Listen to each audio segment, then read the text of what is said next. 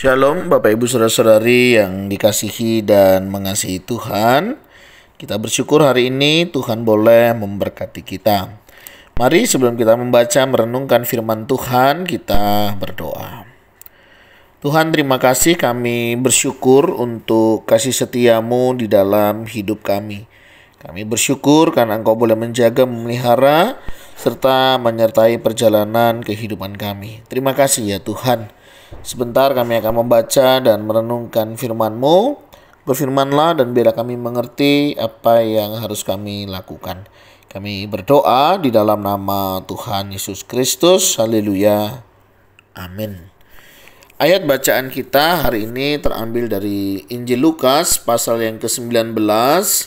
Ayat yang pertama hingga ayatnya yang ke-10.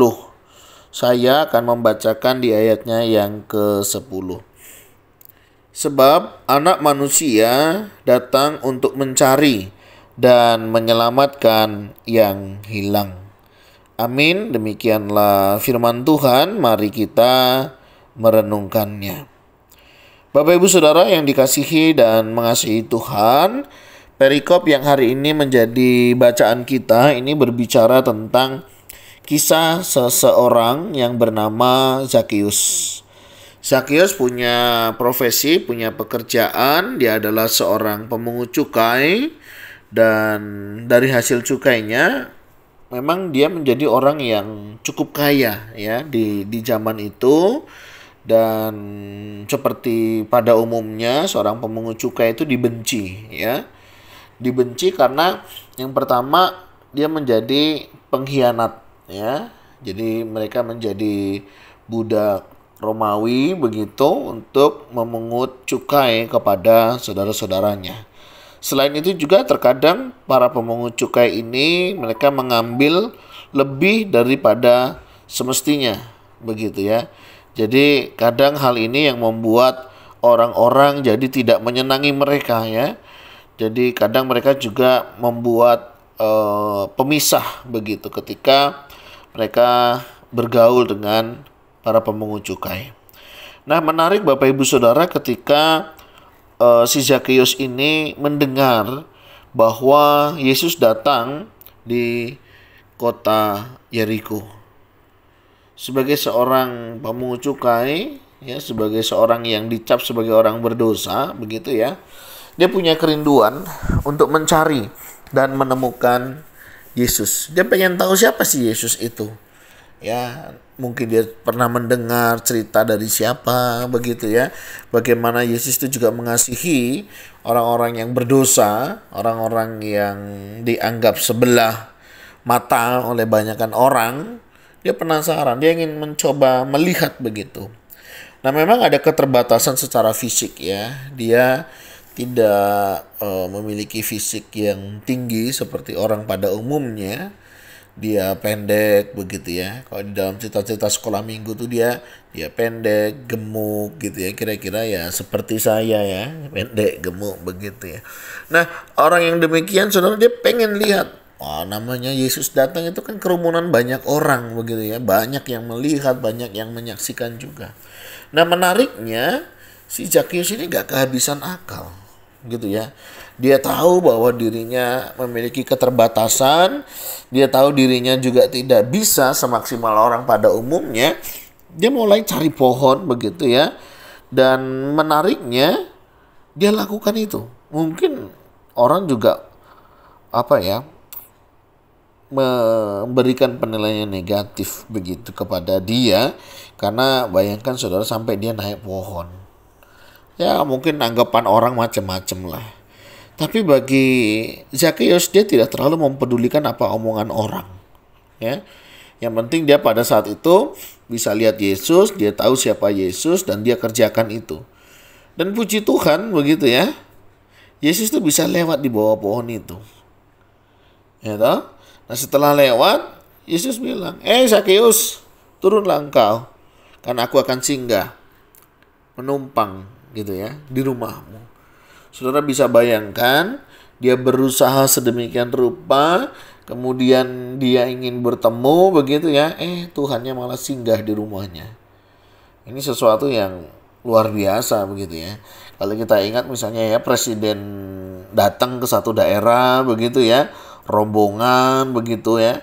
Saya melihat itu ada banyak orang menyaksikan, menanti-nantikan sedemikian rupa.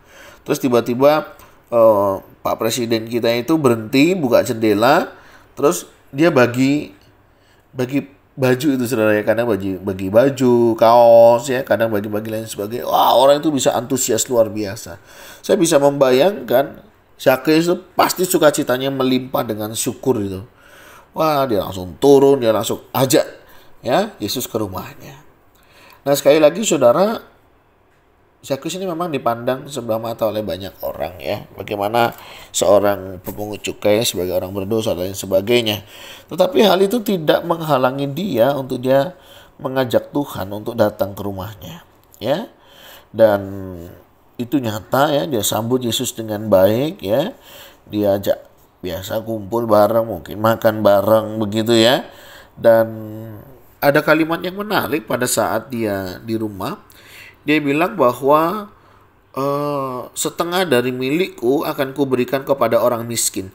Dan sekiranya ada sesuatu yang kuperas dari seseorang, akan kukembalikan 4 kali lipat. Ada satu perubahan yang terjadi di dalam kehidupannya. Ya, dia tidak menjadi orang yang tamak. Dia sadar apa yang dia punya. Jika ada karena kesalahan atau karena dia memeras seseorang, dia berani mengembalikannya. Perubahan drastis yang luar biasa ketika dia mengalami perjumpaan pribadi dengan Tuhan. Ini sesuatu yang radikal menurut saya ya. Seorang yang berjumpa, dia mengalami perubahan yang luar biasa. Semestinya hidup kita juga begitu, Bapak Ibu Saudara. Ya. Kalau kita sadar, kalau kita ini orang berdosa ya. Kalau kita sadar kita itu orang yang gak layak di hadapan Tuhan. Mestinya kita mau datang kepada Tuhan. Karena kita tahu Tuhan kita itu penyayang, ya, sabar. Mestinya justru tidak membuat kita jauh dari Tuhan. Atau jauh dari komunitas. Atau jauh dari peribadatan. Mestinya semakin kita sadar siapa diri kita, kita akan semakin sadar bagaimana semestinya kita datang kepada Tuhan. Tidak ada sesuatu yang dapat menghalangi kita untuk kita datang kepada Tuhan. Mestinya. Zakheus dalam segala keterbatasannya dia berusaha sedemikian rupa. Ya, sampai akhirnya Tuhan menemukan dia. Nah, bagaimana usaha kita hari ini mencari Tuhan? Kita diberikan kesempurnaan, kita diberikan segala sesuatunya. Adakah kerinduan kita juga untuk datang kepada Tuhan? Memaksimalkan diri kita. Meninggalkan kenyamanan diri kita. Untuk bersekutu. Untuk beribadah. Untuk kita boleh datang kepada Tuhan.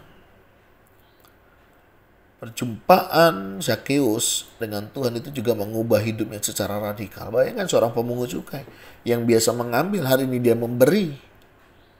Perubahan apa Bapak Ibu Saudara yang hari ini sudah terjadi dalam hidup kita ketika kita ikut Tuhan? Gak perlu bandingkan diri kita dengan orang lain. Cukup bandingkan kita hari ini dengan yang kemarin. Apakah hari ini kita sudah jauh lebih baik dibanding hari kemarin? Apakah hari ini kita sudah lebih maksimal di dalam mengiring Tuhan, mengikut Tuhan?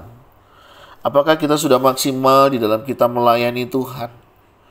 Perubahan seperti apa yang sudah terjadi dalam kehidupan kita hari ini ketika kita mengalami perjumpaan pribadi dengan Tuhan? Zakheus sungguh-sungguh mengalami perubahan yang luar biasa.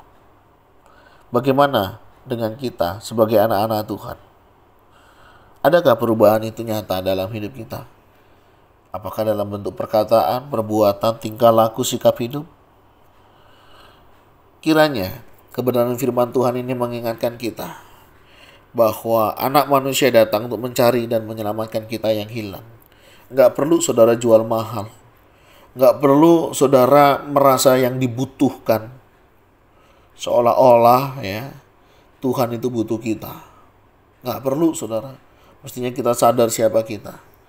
Kalau hari ini sebagai seorang berdosa kita masih dikasihi Tuhan, semestinya kita lebih sadar diri untuk kita boleh senantiasa memberi hidup kita untuk Tuhan. Mari, perjumpaan pribadi kiranya boleh mengubahkan hidup kita, mengubahkan cara pikir kita, dan kita boleh hidup seturut dengan kehendaknya. Tuhan, terima kasih. Kami bersyukur hari ini Engkau boleh berkati kami. Kebenaran firman-Mu kiranya juga boleh menolong. Kiranya juga terjadi perubahan yang radikal di dalam hidup kami, untuk hidup kami senantiasa memuliakan nama-Mu. Terima kasih Tuhan. Berkati hidup kami sepanjang hari ini, ajari kami untuk melakukan kehendak-Mu. Kami berdoa di dalam nama Tuhan Yesus Kristus. Haleluya. Amin. Bapak-Ibu Saudara, demikian renungan kita hari ini. Kiranya Tuhan Yesus memberkati kita sekalian. Shalom.